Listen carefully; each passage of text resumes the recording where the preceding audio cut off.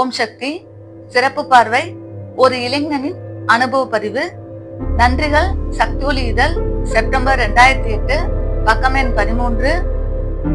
வெளியீடு ஆதிபராசக்தி கல்வி மருத்துவ பண்பாட்டு அறநிலையம்.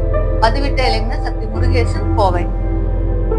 31/1/2008 அன்று அவ்விளைஞர் அருள் அம்மா அவர்களுக்கு பாத பூஜை செய்தார். பல முறைகள் ஏற்கனவே அவர் அவ்வாறு பாத பூஜை செய்திருந்த போதிலும் இம்முறை ஒரு வித்தியாசமான அனுபவம் அவருக்கு கிட்டியது.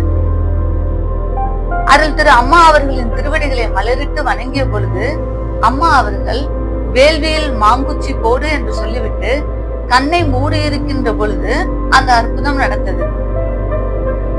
அருள் அம்மா அவர்களின் அருவமான கரம் அவ் இளைஞரின் முகத்தை நேர் செய்தது போல், அதாவது ஒரு பொசிஷனில் வைத்து திருப்பியது போல் அவ்விளைஞர் உணர்ந்தார். அடுத்து தன் முகம் கருமையாவது போல் உணர்ந்தார். கழுத்தின் இடது பாகத்தில், அதாவது தோள்பட்டை குழியிலிருந்து ஒரு கரிய உருவம் வெளியேறியதை தன் இடது கண்ணால் அவரால் பார்க்க முடிந்தது. ஒரு நிமிடம் சுய நினைவு இழந்து திகைத்தார். பின் சுய உணர்வு பெற்றார். அவ்விளைஞர் அருள் அம்மா அவர்களை வணங்கி எழுந்து நின்றார். அம்மா அவர்கள் ஓய்வா என தலையசைக்க அருட்கூடம் விட்டு வெளியில் வந்தார்.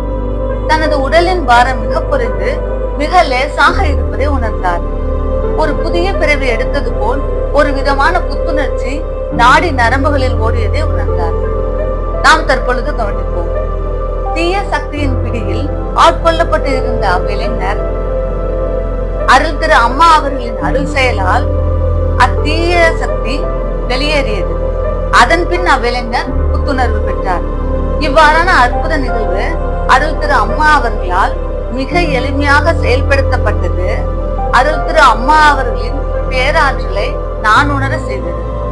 கவனித்து அறிந்து கொள்வதற்கு என் நன்றிகள். ஓம் சக்தி.